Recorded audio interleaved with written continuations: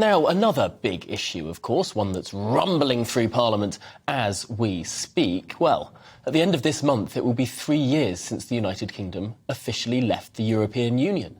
And yet thousands upon thousands of EU laws remain on the country's statute books. 4,000 in total. Last week, we discussed this very topic with the former Brexit Minister Jacob Rees-Mogg, and this week, we're heading from the Commons to the Lords to get insight from that side of the House. I'm delighted to be joined by Baroness Foster of Oxton, Jacqueline Foster, the Conservative peer and former MEP. First of all, thank you so much for joining us this morning. There's a lot of concern among people who voted leave that the House of Lords behaves very differently to the House of Commons on the issue of Brexit, and that there might be some difficulty for the repeal of all of these EU laws going through the House of Lords. Well, I hope not, because the mandate was quite clear from the beginning. And it's true that there are a huge number of people in the House of Lords who were vehemently opposed to Brexit. But just to give you a little bit more clarification, there were actually 58,000 regulations or laws that came through from, I think, 1991 that we took into statute. So I think people like me, we always knew it was a mammoth task. And I think when some sort of said, you know, once we leave and, you know, you've signed on the dotted line, you know, we can get everything sorted out in 12 months, that was never going to be the case when you're looking at the legislation. So to be fair to government, I think where it's a great frustration to me is, of course, COVID, that 2 years pretty well, COVID, where people actually weren't in the office where they need to be in the civil service to deal and really look at these regulations to see what's appropriate, what's not appropriate. I think that really held that up. And this is why, you know, we're still in the throes really of trying to get clarification. To be fair, government have moved a lot of these regulations into what are called statutory instruments. And they've been going through in the House of Lords as well in the House of Commons. But there's still a lot of big stuff to do. And while there are a lot of regulations, the industry I was in, for example, in aviation, I mean, a lot of those regulations have an international dimension. And I think there'll be a lot of this stuff in there on whether it's security or traffic management or passenger rights or whatever, actually, which was very good and solid stuff. There'll still be some regulations, and a lot of them, where Parliament will want to actually amend them and maybe make them more focused on the UK, I think, which is quite right, and it's what we've said we'll do.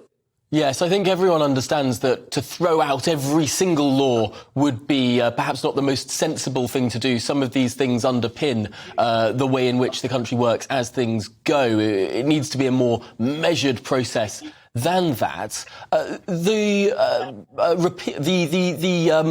The EU repeal bill, the revocation, the retention of EU law bill, which has that repeal clause within it, of course, passed the Commons on Wednesday. There was not a significant Tory rebellion, although there were reports of one. I wonder, from your seat in the House of Lords, does endorsement from the Commons like that, with no significant rebellion, does that give that bill more moral authority when it reaches your House? Well, it should do. And I think what I do agree with, of course, I think we've given it now to the end of 2023 to try and get this all sorted out.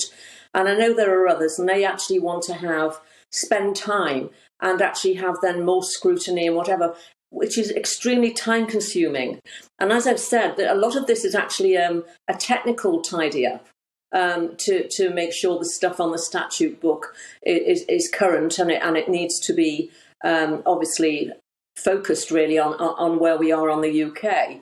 And as I said, Tom, I mean, most of these laws actually will remain the same. They're very technical. They go through financial service. They go through a whole raft of things. So I don't think there's any excuse for procrastination. I know there will be some, certainly in the House of Lords, who will push back on this. There have been some in the House of Commons. But I'm afraid that's not going to wash with me, because we had made, we'd made a promise. We'd said, this is what we're going to do.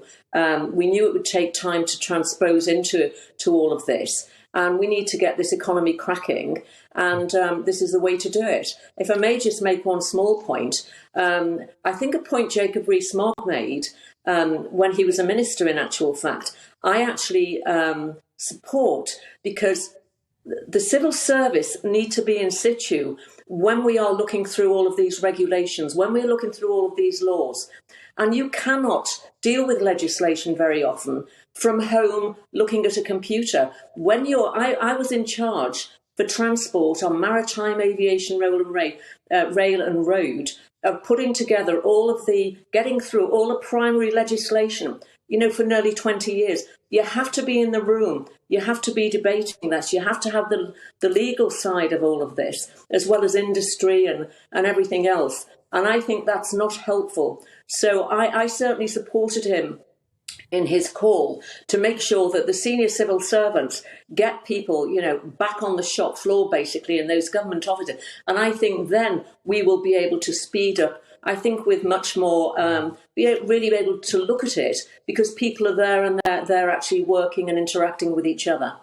Really interesting point there, of course, because this week we've seen just how low the attendance levels are for so many government departments. It really is quite shocking. It's something we will return to, no doubt, on this programme as the weeks go on. But for now, Jacqueline Foster, thank you so much for joining us here on The Briefing. Really appreciate your insights and your time.